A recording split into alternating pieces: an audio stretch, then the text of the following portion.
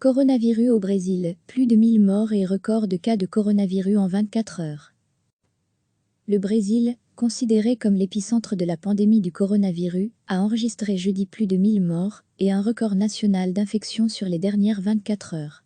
Quelques 26 417 nouvelles contaminations ont été répertoriées, pour un total de 438 238, selon le ministère de la Santé du deuxième pays le plus infecté au monde, derrière les États-Unis, plus d'1,7 million.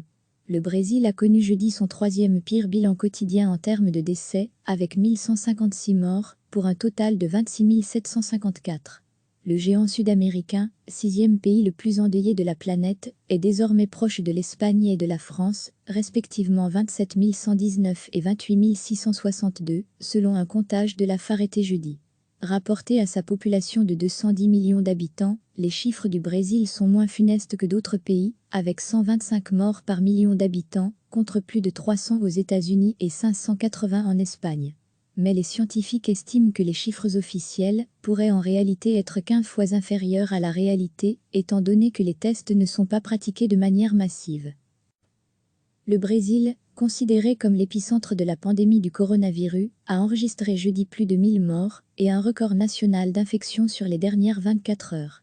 Quelques 26 417 nouvelles contaminations ont été répertoriées, pour un total de 438 238, selon le ministère de la Santé du deuxième pays le plus infecté au monde, derrière les États-Unis, plus d'1,7 million.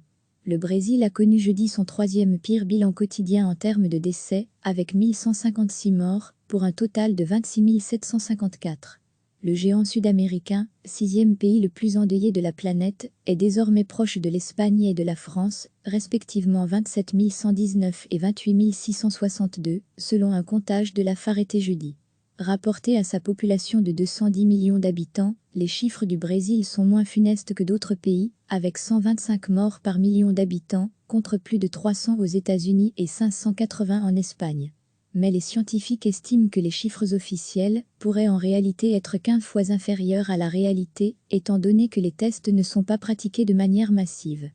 Cliquez sur s'abonner pour recevoir les dernières nouvelles.